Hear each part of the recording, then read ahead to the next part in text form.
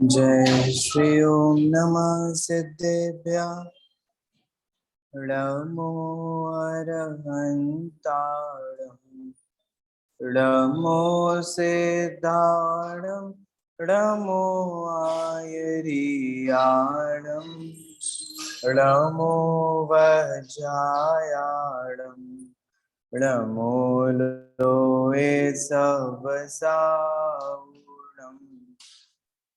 मंगलम भगवान वीरो मंगलम गौतमो गणी मंगलम कुंद कुंदात्यो जैन धर्मोस्तु मंगलम सर्वमंगल मांगल्यम सर्वकल्याणकारकम प्रधानं सर्वधर्माणां जैनं जयतु शासनं जैनं जयतु शासनं जैनं जयतु शासनम् श्रीमान् बसवत्रयतुङ्गशालं जगद्गृहं बोधमय प्रदीप समन्ततो द्योतयते यदीयो भवन्तु ते तीर्थङ्कराश्रयेण।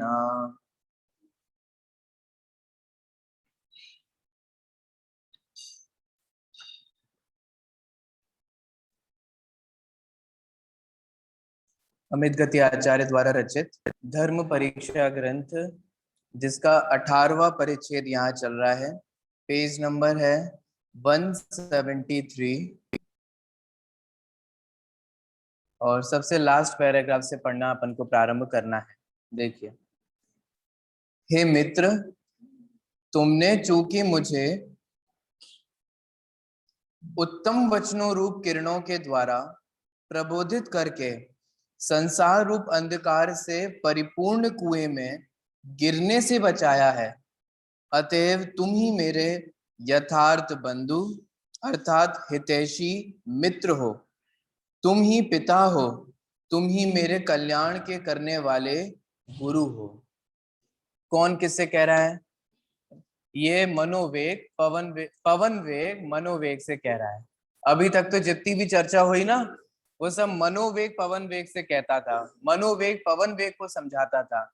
अब पवन वेग को समझाने के बाद, समझ में आ जाने के बाद, पवन को ये फील आ रहा है, ऐसी अपनी भावना प्रकट करते हुए वे बता रहे हैं कि धन्य हो, धन्य है मेरा भाग्य जो मुझे तुम जैसा मित्र मिला। क्यों? क्योंकि संसार मार्ग में प्रवेश कराने वाले मित्र तो कदम कदम पे हैं। जैसे आज हम देखते हैं, जिसमें समान, नीतिकारों ने तो कहा है कि समान गुण वालों में मित्रता होती है, लेकिन आज देखते हैं समान दोष वालों में मित्रता होती है ना। मैंने जैसे मान लीजिए कि मैं तम्बाकू खाता नहीं हूँ, उदाहरण जैसे मैं अब क्यों दूं, मैं तो खाता नहीं। मान लीजिए कोई एक व्यक्ति तम्बाकू खाता है, ठीक है, उसकी मित्रता अब किसके साथ होगी? जो दूसरा तम्बाकू खाने वाला मित्र है। एक व्यक्ति जुआ खेलता है तो उसकी मित्रता किसके साथ होगी? जो अन्य लोग जुआ खेलते हैं, है ना। मान लीजिए एक की सिनेमा जाने की रुचि है तो उसकी मित्रता कभी उसके प्रति नहीं होगी जिसके मंदिर जाने में रुचि है, तीर्थ यात्रा करने में रुचि है। इसका मतलब अभी वर्तमान में तो हम देखते हैं कि जब समान दोष मिलते हैं तब लोग मित्रता करते हैं। एक बात बताइए, जब दोनों में ही समान दोष हैं तो फिर दोषों का अभाव कैसे होगा? और तो और सही बात है, अभाव तो दूर की बात है, उन दोषों में धीरे धीरे करके वृद्धि ही होने वाली है। सुपारी से दोस्ती शुरू होगी तो, है ना, पान मसाले पे आ जाएगी, पान मसाले से आ जाएगी, फिर गुटखा से शुरू हो जाएगी, फिर एक पाव से दो पाव, जो धीरे धीरे करके व्यसनों में ले जाने लगेंगे। आप देखो ना, ये कोई हवा में बात नहीं कही जा रही है। आज व्यक्ति सबसे पहले सिगरेट पीना सीखता है तो उसके दोस्त सिखाते हैं, तम्बाकू खाना उसके दोस्त सिखाते हैं, शराब पीना उसके दोस्त सिखाते हैं, व्यसनों में प्रवृत्त उसके दोस्त कराते हैं। बोलो, कौन माता पिता हैं जो अपने बच्चों को इसमें लगाते हैं? दोस्त ही हैं, और ऐसे दोस्त बनते हैं कि वो माता पिता से भी बड़े हो जाते हैं। तो यहाँ पे ये कहा जा रहा है कि दोस्त उसे नहीं बोलते जो हमें संसार समुद्र में और धक्का मार के गिरा दे।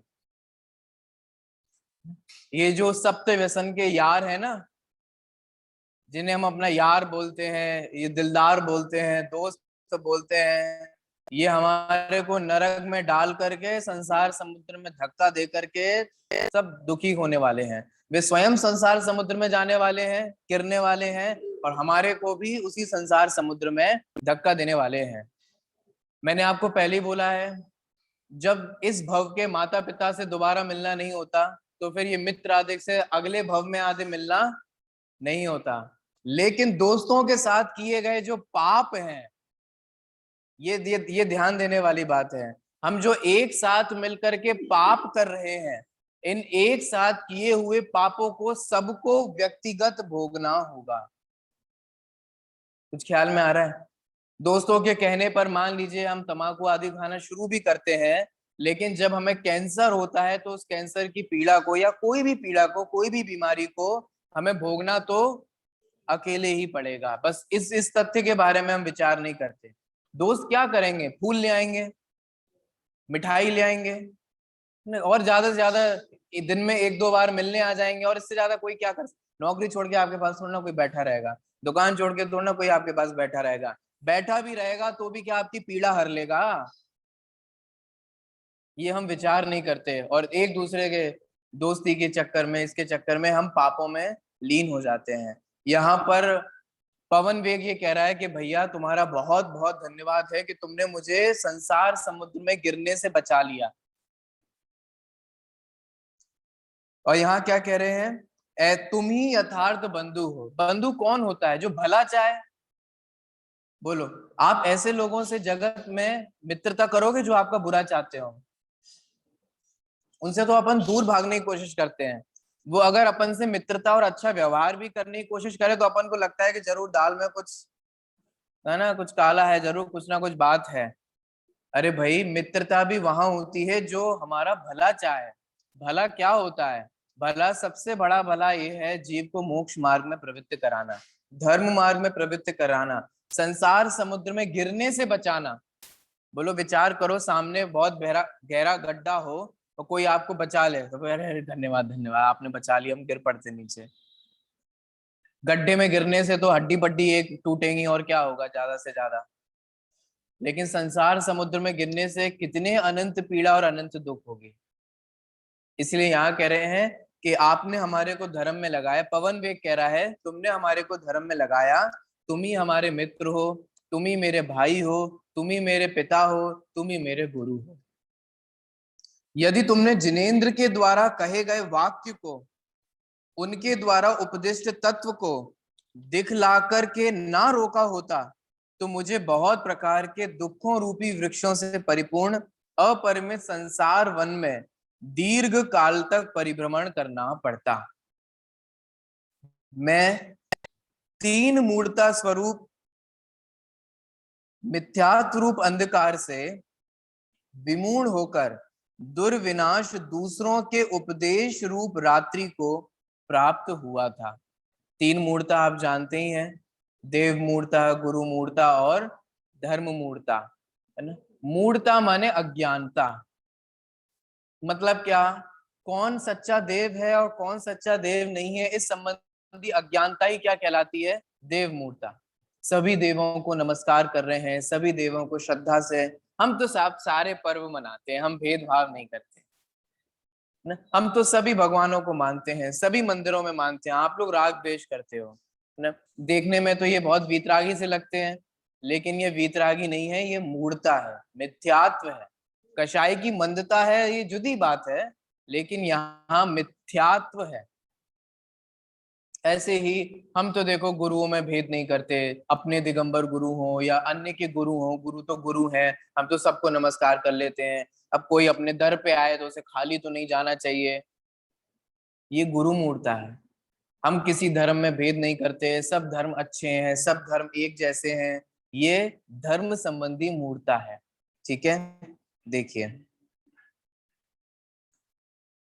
तो परंतु तुमने मूर्ता स्वरूप अंधकार को नष्ट करने वाले जिनदेव स्वरूप सूर्य के वाक की रूप उज्जवल किरण समूह के द्वारा मुझे प्रबुद्ध कर दिया है। मेरी वह दिशा भूल नष्ट कर दी है जो जिनेन्द्र के द्वारा उपदिष्ट मोक्ष का मार्ग आकुलता से रहित होकर मुक्त रूप नगरी के भीतर प्रवेश कराने वाला है। उसको छोड़कर मैं दीर्घ काल से दुष्ट मिथ्या दृष्टियों के द्वारा प्रदर्शित ऐसे महाभय के उत्पादक व नरक में निवास के कारणभूत कुमार्ग में लग रहा था। ठीक है, समझ में आ रहा होगा। आगे बढ़ते हैं। प्राणी के लिए घर, वल्लभा माने स्त्री, पुत्र, पादचारी सैनिक, बॉडीगार्ड्स वगैरह, बंधुजन तथा नगर, सुवर्ण, रत्न आदि की खानें, गांव एवं राजा की संपत्ति, राज्य वैभव, ये सब पग पग पर प्राप्त हुआ करते हैं।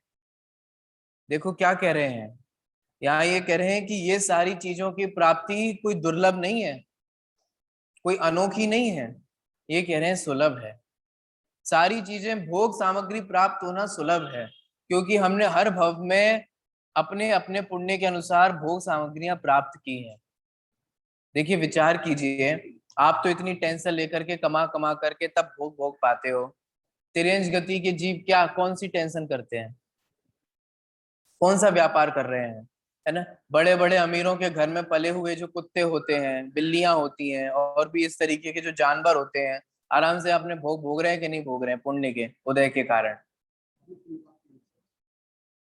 है ना। उतने भोग आप कमा कमा करके नहीं भोग पा रहे हो जितने वे तिर्यंच गति के जीव उन अमीरों के घर में होकर के भोग रहे हैं। किसके कारण? अपने पुण्य के कारण।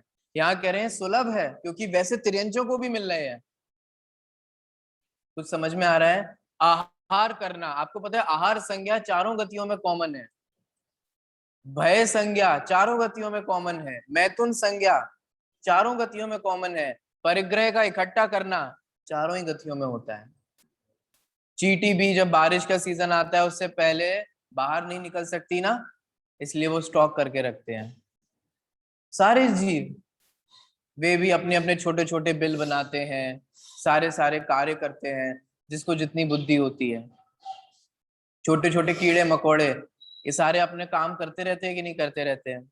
ये जो मधुमक्खियां भी होती हैं वो भी कितना, बिल्कुल कोई आर्किटेक्ट की पढ़ाई नहीं करती वो लोग। कुछ ख्याल में आ रहा है? इंची टेप लेके नाप नाप के वो जो कॉम बनाती है, हनी कॉम उसका छत्ता होता है, उसमें देखा है वो एक एक जो छेद होता है वो कितना बिल्कुल बराबर होता है, स्केल लेके बनाती हैं। सोचो, विचार करो। और हमारे को लगता है कि हमने ये जो एकदम इतनी मेहनत से घर बनाया है, बहुत मेहनत करके, यहाँ कहने सुलभ है भैया, सारी चीजें सुलभ है। हम लोगों को ये जो दुर्लभ लगती है कि ये हमारे पास ये नहीं है, हमारे पास ये नहीं है, सबके पास तो ये है लेकिन हमारे पास नहीं है। यहाँ कह रहे हैं भाई, ये सारी चीजें जितनी भी दुनिया में बढ़िया मानी जाती हैं, रत्नों की खान होना, रत्न नहीं होना, रत्न और रत्नों की खान में अंतर तो आप समझते हैं।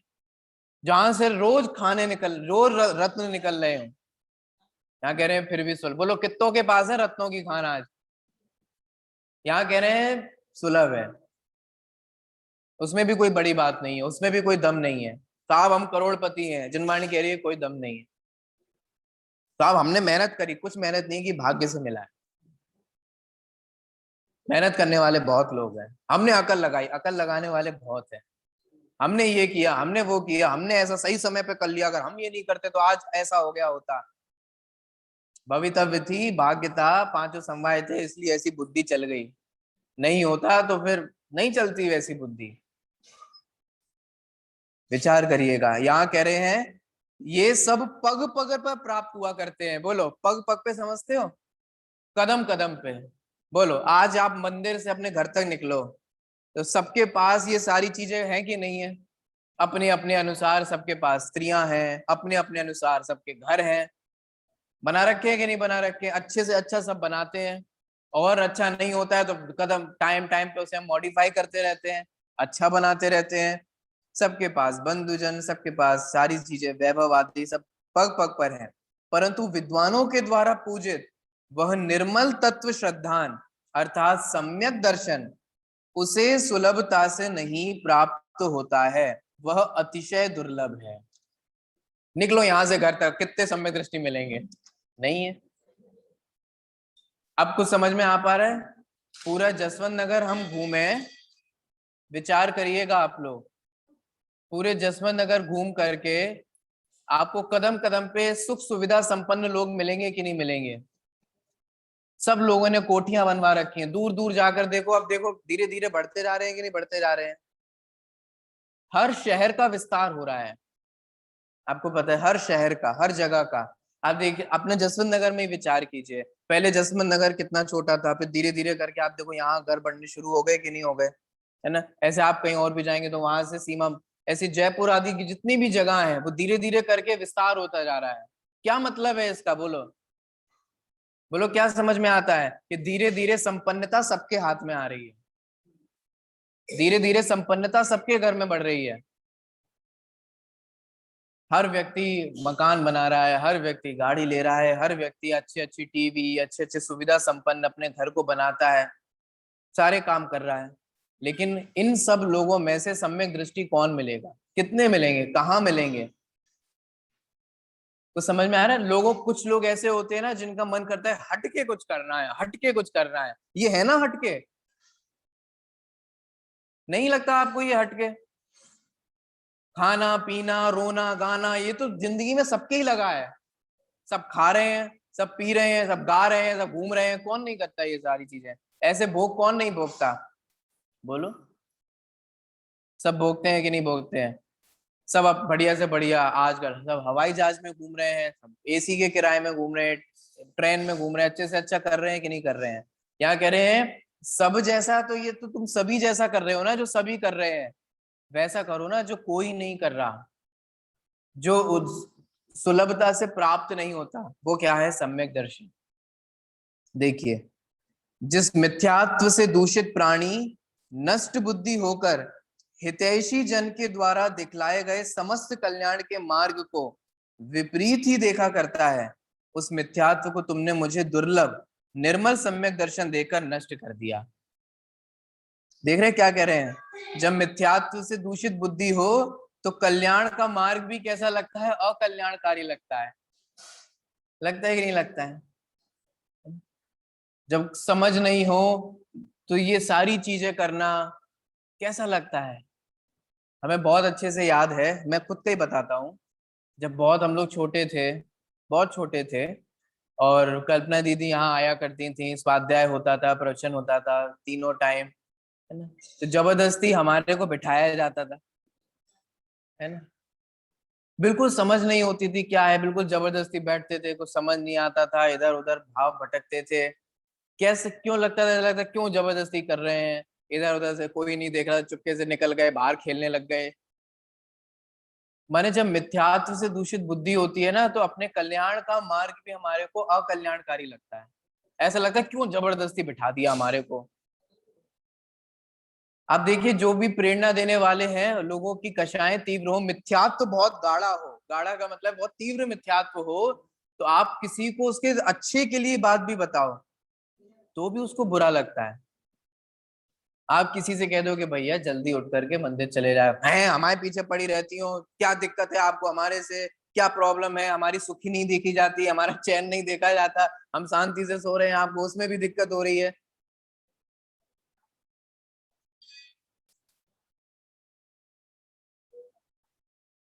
देखो विचार करो, मिथ्यात्व के उदय के कारण हमें अपने कल्याण की बातें भी, सही बातें भी, जो हमारे कल्याण की हैं, वो भी कैसी लगती हैं? जरूर इनका कोई भला होगा इसलिए ये कह रहे हैं। ऐसा ऐसा हम विचार करते हैं, उसे अकल्याणकारी मानते हैं। यहाँ कह रहे हैं, मन पवन वेग कह रहा है कि भाई तुमने सम्यक दर्शन दे करके या सम्यक दर्शन का स्वरूप समझा करके मेरे ऊपर ये बहुत उपकार किया। हे समीचीन बुद्धि के धारक, मैंने मिथ्यात्व रूप विश्व को छोड़कर मन, वचन व काय तीनों प्रकार से जिन मत को ग्रहण कर लिया है। कितनी सुंदर बात है। बोलो, कैसे ग्रहण किया है जिन मत को? मन, वचन और काय। तीनों से ग्रहण किया है। बोलो, आप लोग दर्शन करते हो तो किससे करते हो? मन से, वचन से, कि काया से? बोलो। ज्यादातर तो लोग आते हैं, चढ़ा देते हैं, धोख दे देते हैं, चले जाते हैं। अथवा जो अर्घ हमारे को बचपन से रट गए हैं, तीर गंध अक्षतान पुष्प लीजिए बोलते रहते हैं, भाव वासन भी नहीं होता। अभी आप लोगों से पूछो कि आप ये जो बोल रहे हैं इसका मतलब क्या है, कितने लोग बता सकते हैं? बोलो। हैं? तभी तो घुटने खराब हो रहे हैं, है ना? तभी तो कमर दर्द हो रहा है। साक्षात तीन लोग के नाथ को वंदन करने में आलस आ रहा है, तीन लोग के नाथ को वंदन करने में प्रमाद कर रहे हैं, है ना? ये घुटने, ये हमारा मस्तक तभी शोभा को प्राप्त होता है जब ऐसे देवशास्त्र गुरु को हम नमस्कार करते हैं। नहीं करोगे तो माथा तो खराब होएगा ही, नहीं करोगे तो घुटने तो खराब होएंगे। सर्वोत्कृष्ट और उत्तम पदार्थ है। फिर भी चलिए, अलग बात है। मैं तो आपसे ये कह रहा हूं, हम लोग जैसे कहते हैं नमहु त्रियोग समाहारिके, तो हमेशा त्रियोग बोला जाता है, मन, वचन और काय। बहुत से लोग काय तक करते हैं। देखा है आपने? अगर सामूहिक पूजन कर रहे हो, है ना, 4-5 लोग मिलके कर रहे हो, तो उसमें 2-4 लोग तो आपको ऐसे मिलेंगे जो सिर्फ इधर उधर देखते रहेंगे। अच्छा, अब फल चढ़ाना है, फिर चढ़ा दिया। फिर इधर उधर आराम से देख रहे हैं, उधर कर रहे हैं। अच्छा, अब अर्घ की बारी आ गई, अर्घ चढ़ा दिया। ये बोलो क्या है? ये सिर्फ काया से है। तो इधर से उधर ट्रांसफर कर रहे हो। बुलडोजर होती है ना, वो ऐसे इधर से मिट्टी उठाती है, फिर इधर ऐसे ट्रांसफर कर देती है ना? ऐसे तुम भी इस थाली से एक सामान उठा रहे हो, इस थाली पे ट्रांसफर कर रहे हो, इसमें कोई लाभ नहीं है। ठीक है। फिर एक होते हैं वचन और काया वाले। कब से पूजने कर रहे हैं हम? बचपन से संस्कार है हमारे ऊपर। अब पूजने हैं लिमिटेड, रोज कर करके अब वे हमारे को सारी रट गई हैं। शुरू हो जाके केवल रवि किरणों से जिसका संपूर्ण प्रकाशित है अंतर, चलता रहता है, चलता रहता है। बीच में वो आवानन हो गया, स्थापना हो गया, सन्निधिकरण हो गया, काय बेक उनका का भाव, ये भी हो जाता है बीच में। आप विचार करो, हमने आवानन किया, क्या मतलब होता है कि देवशास्त्र गुरु को बुलाया, उनकी स्थापना की, उनको सन्निधिकरण अपने हृदय में स्थापित किया, और उनको स्थापित, उनको छोड़ करके हम किसी दूसरी बातों में लग गए। माने वचन से हम बोल देते हैं, क्या बोल रहे हैं, कोई भाव आसन नहीं है। बोलो। ये धूप अनल में खेने से कर्मों को नहीं जलाएगी, और धूप दशमी के दिन तो खे मंदिर में धुआं ही धुआं कर देते। बोलो, किसी को भाव आसन, ये सब पढ़ते हैं ना, समुच्चय पूजन तो सब पढ़ते हैं ना, समुच्चय पूजन की है ये। धूप का अर्घ, अर्घ जो अपन चढ़ाते हैं, साफ साफ लिखा है कि धूप अनल में खेने से कर्मों को नहीं जलाएगी, जीवों को जलाएगी, कर्मों को नहीं जलाएगी, जीवों को मारेगी। कितनों कोई विचार ही नहीं करता। आप सोचो तो, जड़ कर्म घुमाता है मुझको, ये मिथ्या भ्रांति रही मेरी, कौन विचार करता है इन पंक्तियों का भाव? सोचो। निखिल जड़ता दिखती स्व प्राण चेतना अपने से अनजान, कौन इसका भावासन समझता है? बोलो। सोचो, कितनी कितनी पूजन में इतने गहरे गहरे भाव हैं।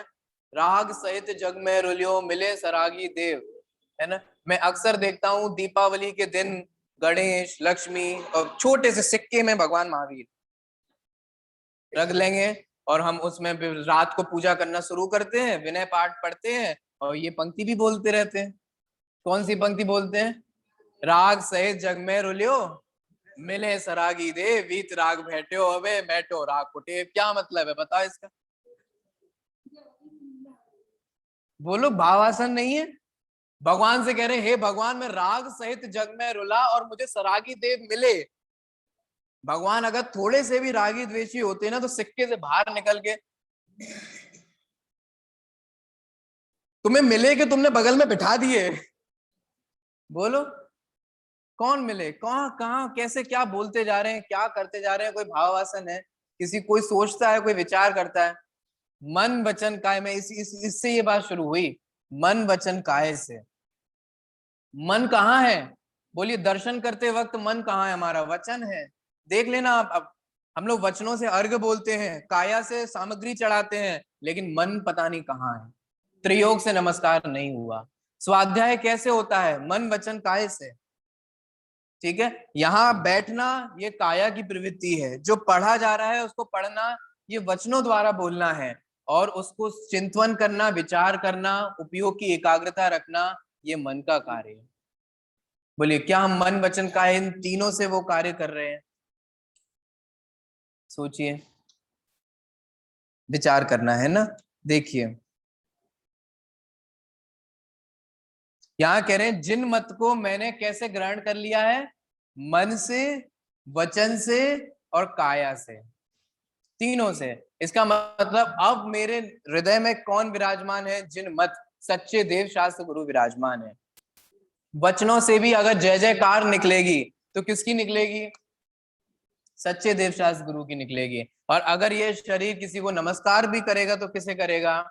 सच्चे देव शास्त्र गुरु को नमस्कार करेगा। क्योंकि एक बात सिंपल सी है, जो हमारे मन में होता है ना, वो कभी ना कभी हमारे वचनों से निकलता है। और जो हमारे वचनों से निकलता है, जो हमारे मन में होता है, वो कभी ना कभी हम काया से करने की चेष्टा करते हैं। किसी भी चीज की उत्पत्ति कहाँ से शुरू होती है? मन से होती है। साहब बहुत दिनों से ऐसा मन था, इसलिए आज हमने ऐसा किया। करते हैं कि नहीं करते हैं? मैंने बहुत दिनों से मन में वो था, और आज हमने उस काया से भी कर लिया। काया से कब किया? जब वो मन में था। देखिए आगे, अब इस समय तुम्हारी कृपा से मैं जैसे भी व्रत रूप रत्न से विभूषित हो सकूं वैसा प्रयत्न करूंगा। ठीक है, सम्यक की प्राप्ति तो हो गई, लेकिन मनुष्य भव की सार्थकता सम्यक सहित संयम में है। इस प्रकार जिसका मिथ्यात्व रूप विष नष्ट हो चुका, ऐसे उस अपने पवन वेग मित्र के उपयुक्त कथन को सुनकर मनोवेग को बहुत हर्ष हुआ। ठीक है, प्राणी का जब अभीष्ट कार्य सिद्ध होता है, हो जाता है, तब भला सहसा किसको संतोष नहीं होता। तोड़मल जी ने तो इसको सम्यक तो सन्मुख मिथ्या दृष्टि का लक्षण कहा। क्या कहा याद है? अपने किए का हर्ष बहुत होता है। अर्थात अभीष्ट प्रयोजन के सिद्ध हो जाने पर सभी को संतोष हुआ करता है।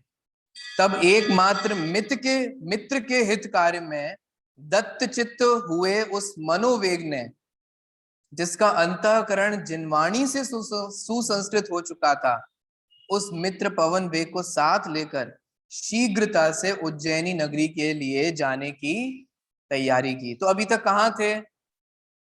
अभी तक कहाँ थे? है ना, पाटलिपुत्र थे, पटना में थे। ठीक भी है, मित्रों के कार्य में भला कौन सा बुद्धिमान आलस्य किया करता है? बोलो, होता है कि नहीं होता है? मित्र तो वही है ना कि रात को 12 बजे भी इमरजेंसी पड़े और अपने पास हाजिर रहे। और जो मान लो कि हम 12 बजे जरूरत पड़े और कह दे नहीं नहीं यार अभी हम टाइम नहीं है, ये नहीं है, वो नहीं है, तो अपन पहचान लेते हैं ना कि ये सच्चा दोस्त नहीं है हमारा। यहाँ पे भी कह रहे हैं कि भैया, मित्रों के कार्य में भला कौन सा बुद्धिमान आलस्य किया करता है। अर्थात सच्चा मित्र अपने मित्र के कार्य में कभी भी असावधानी नहीं किया करता है। आप देखो, मनोवेग ने कितना समय लगाया। सोचो, पवन वेग को सही मार्ग में लगाने के लिए एक बार भी नहीं सोचा कि जाओ चूल्हे में जान दो, हमें क्या करना, हम सम्यक दृष्टि हो तो गए, खत्म, अपना कल्याण करो, दूसरों का क्या करना। तत्पश्चात अंधकार समूह को नष्ट करने वाले आभूषणों से विभूषित वे दोनों मित्र मन की गति के समान वेग से संचार करने वाले विमान पर आरूढ़ होकर आनंद पूर्वक उज्जैनी नगरी के वन में इस प्रकार से आ पहुंचे, जिस प्रकार की दो इंद्र सहर्ष नंदन वन में पहुंचते हैं।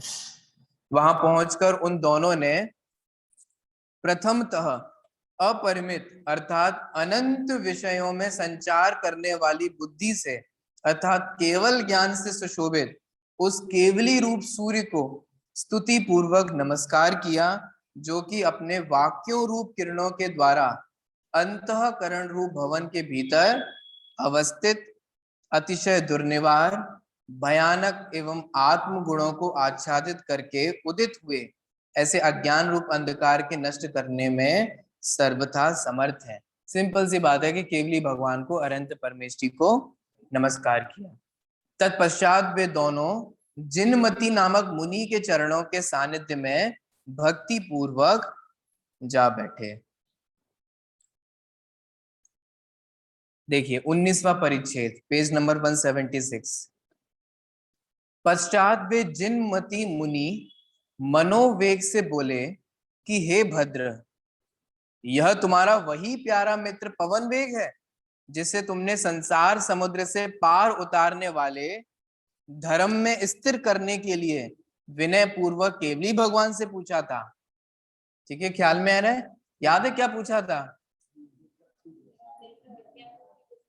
हाँ, मनोवेग ने ये पूछा था केवली से कि ये भव्य है कि नहीं है, क्योंकि अगर ये भव्य है, सम्यक दर्शन ज्ञान चारित्र की प्राप्ति की पात्रता रखता है, तब तो उपदेश कार्यकारी है, अन्यथा जितना भी उपदेश दिया जाए तो कोई लाभ नहीं देने वाला। इस पर अपने दोनों हाथों को मस्तक पर रखकर उन्हें नमस्कार करते हुए मनोवेग बोला कि हे मुने, ऐसा ही है, हाँ यही है वो मित्र है। अब वह व्रत ग्रहण की इच्छा से यहाँ आया है। देखो, विचार करके देख रहे हो, कहा तो कुछ क्षण पहले ग्रहित मिथ्यात्व और कहा सम्यक दर्शन पूर्वक संयम की अंगीकार करने की भावना। कैसे परिणाम बदल जाते हैं, कैसे जीवों की गति बदल जाती है। इसलिए इसीलिए हीन भाव जीवों के लख कर ग्लानि भाव नहीं मन में हो। ठीक है, किसी के भी हीन भावों को देख करके हमारे मन में ग्लानि भाव नहीं होना चाहिए। क्या होना चाहिए? आगे की पंक्ति बोलो। कर्मोदय की अति विचित्रता समझो स्थितिकरण करो। कर्मोदय की विचित्रता समझ करके क्या करना चाहिए? स्थितिकरण करना चाहिए, समझाना चाहिए, प्यार से समझाना चाहिए, टॉन्ट नहीं मारना चाहिए। ख्याल में आया? क्या करना चाहिए? स्थितिकरण करना चाहिए। कर्मोदय की विचित्रता है, हाय ये तो बहुत ऐसे बनते थे, हाय ये तो बहुत ऐसे करते थे, अब देखो क्या हो रहा है। नहीं नहीं, कर्मोदय की विचित्रता समझ करके स्थितिकरण करना चाहिए। देखिए, हे ऋषि, मैंने पाटलिपुत्र में जाकर अनेक प्रकार के दृष्टांतों द्वारा इसे मोक्ष रूप महल में प्रविष्ट कराने वाले सम्यक दर्शन को ग्रहण करा दिया है। मिथ्यात्व रूप विष का वमन कर देने वाला यह भव्य पवन वेग अब जिस प्रकार से व्रत रूप आभूषणों से विभूषित हो सके, हे यतिवर, वैसा आप प्रयत्न करें। इस प्रकार मनोवेग के निवेदन करने पर मुनिराज बोले कि हे भद्र, तुम देव व अपने गुरु की अर्थात आत्मा गुरु या आत्मा रूप गुरु की साक्षी में सम्यक दर्शन के साथ श्रावक के व्रत को ग्रहण करो। कारण यह है कि जिस प्रकार किसी को साक्षी करके व्यवहार करने वाला व्यापारी मनुष्य कभी दूषण को प्राप्त नहीं होता है, उसी प्रकार देव और गुरु आदि को साक्षी करके व्रत ग्रहण करने वाला मनुष्य भी कभी दूषण को प्राप्त नहीं होता। ठीक है, नियम भी हम लेते हैं तो भगवान के पास जाकर के भगवान की साक्षी में लेते हैं। ग्रहण किए हुए उस व्रत से भ्रष्ट नहीं होता है, इसलिए व्रत को साक्षी पूर्वक ही ग्रहण करना चाहिए। ठीक है, देव अथवा गुरु की साक्षी पूर्वक ही हमारे को व्रत ग्रहण करना चाहिए।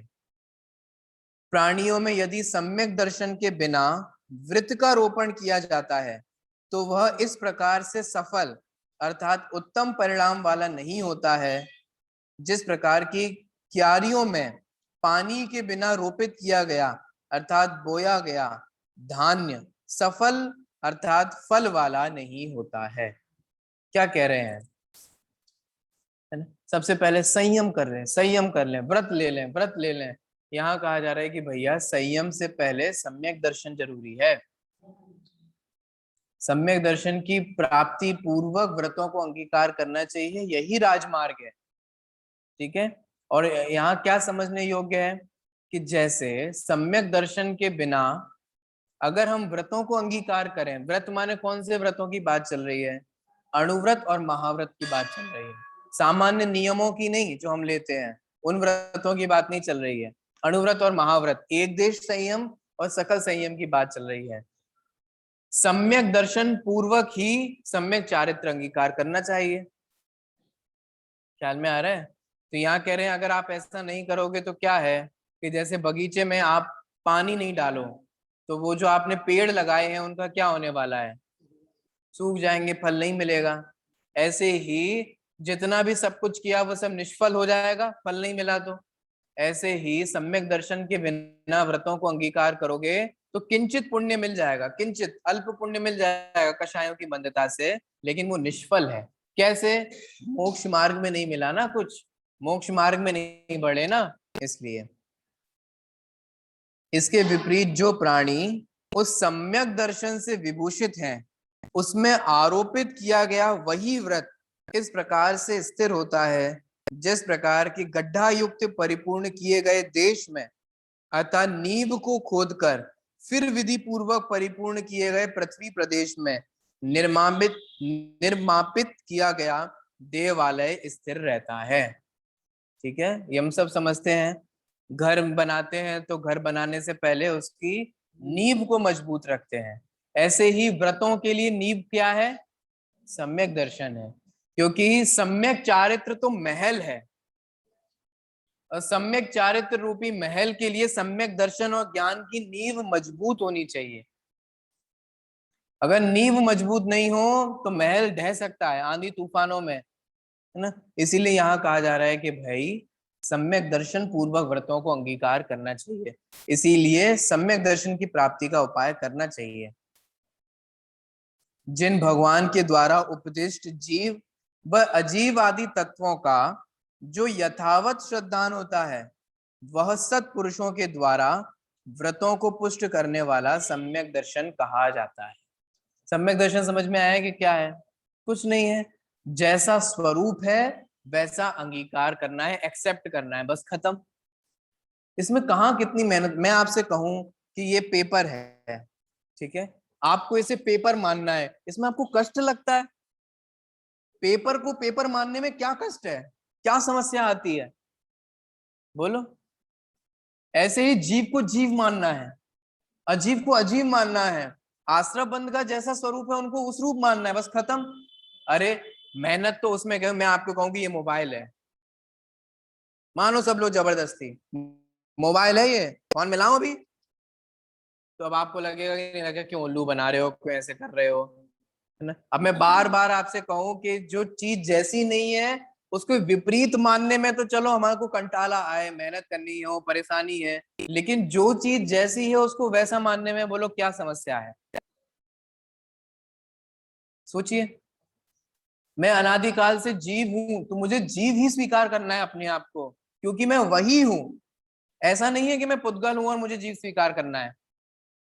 जीव को जीव स्वीकार करना है, अजीव को अजीव स्वीकार करना है, आश्रय बंद को आश्रय बंद रूप से स्वीकार करना है, उन्हें दुख के कारण जानना है, संवर निद्रा को सुख के कारण जानना है, क्योंकि वे वास्तविक में सुख है, सुख के कारण स्वरूप है, और मोक्ष साक्षात सुख स्वरूप है, ऐसा मानना है। इसमें बताइए कौन सी समस्या हमारे को आती है? क्योंकि ऐसा ही तो वस्तु का स्वरूप है। जो भव्य जीव शंका आदि दोषों से रहित, ठीक है, शंका आदि 25 दोष होते हैं, और संवेग आदि गुणों से सहित, प्रशम, संवेग, आस्तिक्य, अनुकंपा आदि। ठीक है, संवेग का मतलब होता है संसार से भयभीत बना होना। बोलो, लगता है डर?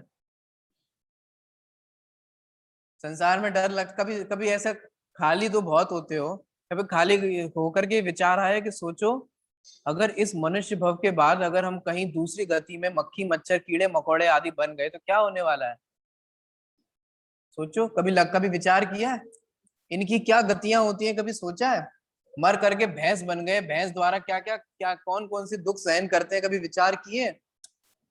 सोचो, वहां से मर करके कहाँ जाएंगे, क्या क्या गतियों में होंगे, किन किन दुखों को भोगेंगे। डर नहीं लगता? बोलो, संसार से भयभीत पने की बुद्धि नहीं होती? तिरंज गति के दुख प्रत्यक्ष देखते हैं कि नहीं देखते हैं? संसार में कोई सुखी नहीं है, ये क्षण भर में समझ में आता है कि नहीं आता है? फिर भी डर नहीं लगता, फिर भी वही दुख दोबारा से करने हैं। बोलो। अरे दुनिया में एक व्यक्ति एक बार कोई दुख भोग लेता है फिर दोबारा वहां कान पकड़ लेता है। लोग कहते हैं भाई भैया हमने लंबे लंबे कान पकड़ लिए, अब नहीं आएंगे हम तुम्हारे पास। तुमने बहुत दुखी कर लिया, हमारे को बहुत परेशान कर दिया, संसार से दुखी नहीं हुए, दोबारा से आना है यहाँ। कभी लगता नहीं कि भैया इतने लंबे कान पकड़ लिया, अब यहाँ दोबारा संसार में नहीं आना, अब संसार का भाव करना है।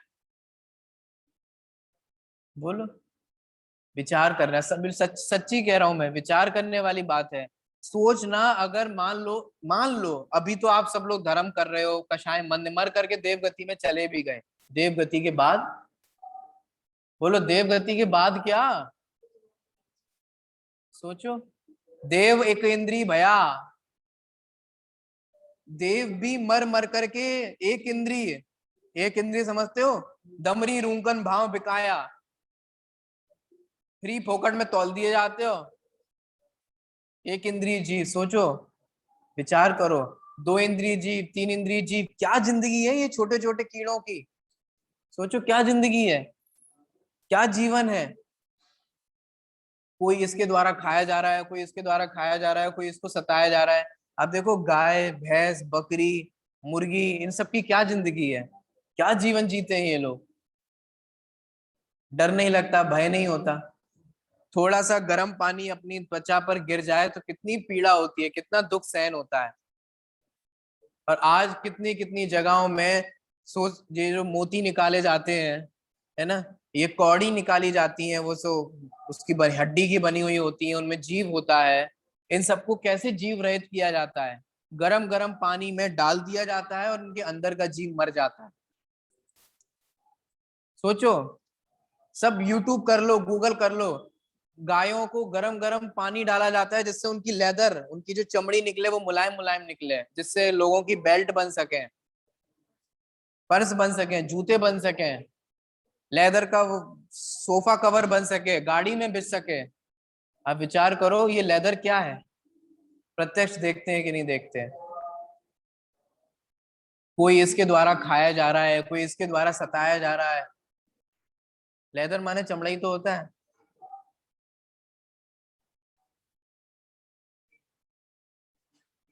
हाँ, इंग्लिश में लेदर कहते हैं, हिंदी में चमड़ा कहते हैं। सोचो, आपको कैसे, कितने निर्दय हो, जैसे आप लोग तोरई छीलते हो ना, लौकी छीलते हो, ऐसे ही इन जानवरों की खाल छीली जाती है जीवित रहते हुए। सोचो कितना दुख होता होगा। अभी मैं आपको दिखाऊं स्लॉटर हाउस की एक 5 मिनट की पिक्चर, आप 5 मिनट नहीं देख पाओगे। डर नहीं लगता, वे भी तो जीव है, इतना तो भरोसा है ना।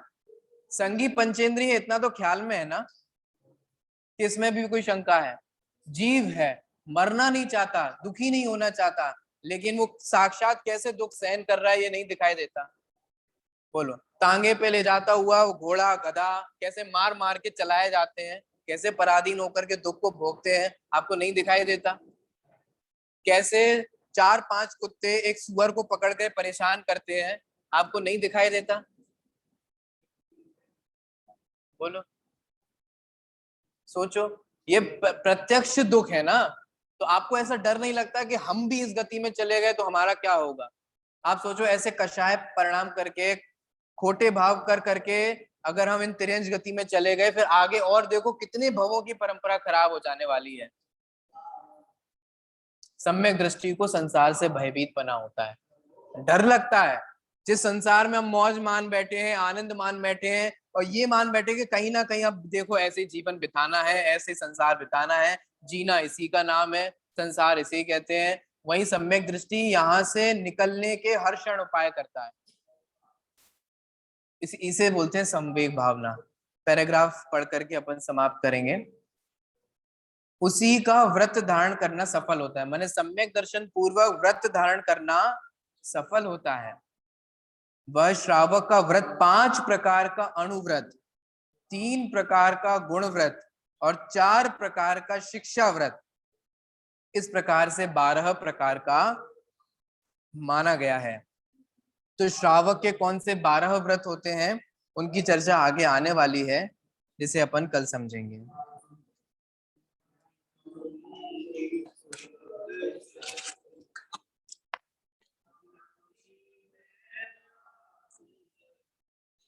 सहजानंदे शुद्ध स्वरूप अविनाशी निरामय स्वरूप सहजानंदे शुद्ध स्वरूप अविनाशी निरामय